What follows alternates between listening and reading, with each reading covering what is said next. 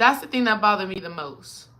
The amount of people to come out and say, you ain't shit if you ain't vote for Kamala.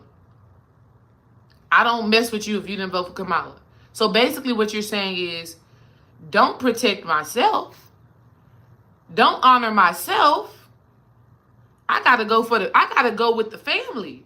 I gotta do what the family's doing.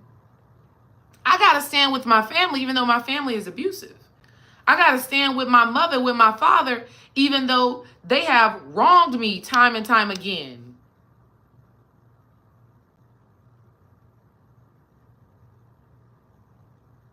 Inappropriate.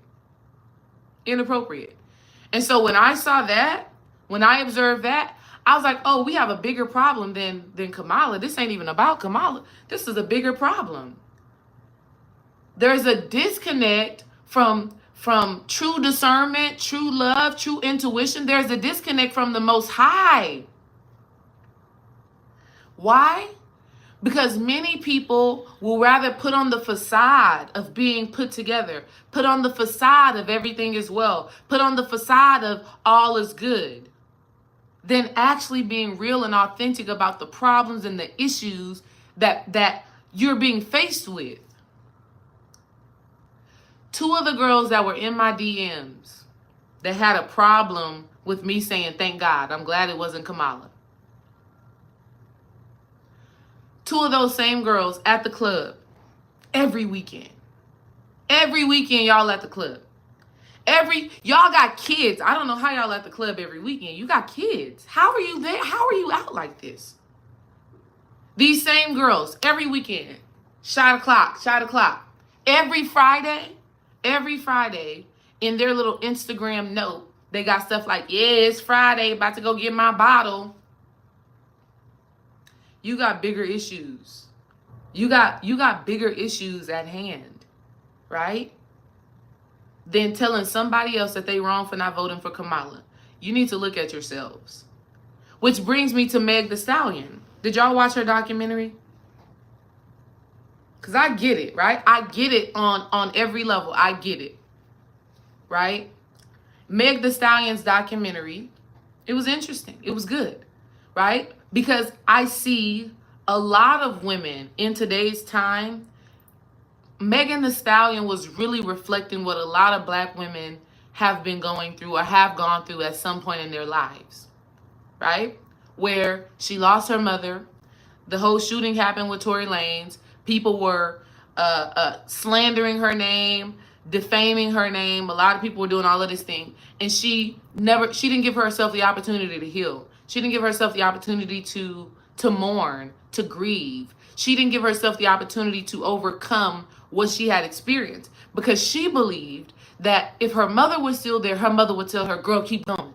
Girl, you don't got time to sit down. You don't got time to rest. That's a problem. That's another big problem amongst Black women in general, right? We are being told and taught we don't have the time to take care of ourselves holistically, mentally, spiritually, emotionally. You got a mother. You got to work. You got a wife. You got to be there for your community. Be there for your friends. You don't have time to take care of yourself, right? It's a lie. It's an illusion. But she believed that lie. She believed the lie that she didn't have time to sit down and take care of herself and grieve the loss of her mother. And so because she resisted that healing process, she went into alcohol, right? Alcohol became her teacher. Alcohol became her guide. Alcohol became her healer. Alcohol became her therapist. So she's just drinking, but not doing no inner work. And that's what I see for a lot of these women. For a lot of the women that I observe, and that may be some of you women, even though you're here in this space. And I say this to you to say, get the help that you need. I get help. I speak to therapists, right? Because we're not meant to carry this thing alone.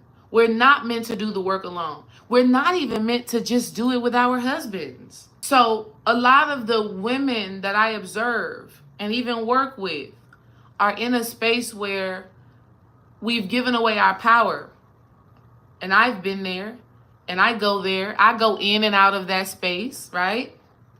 I may have a day where I'm like, I'm strong. I'm in my bag. Can't nothing stop me. And there's something may happen where my power is surrendered because I go unconscious. I go into fight or flight mode. That's human nature. It's going to happen. But our work as women and men, our work is to minimize those moments as much as possible by being mindful. So a lot of the women that were in the Kamala camp that were like, vote for her or else, or if you don't vote for her, even though we're seeing this woman not embody a presidential energy, she just did not have it. Kamala's energy did not read president. Kamala's energy did not read power. It just didn't. So for a lot of those women that are pushing that narrative and saying she has to do it, she has to do it, she has to do it, I would ask those women to ask themselves, in what ways have you given over your power to people, places, and things who did not deserve it?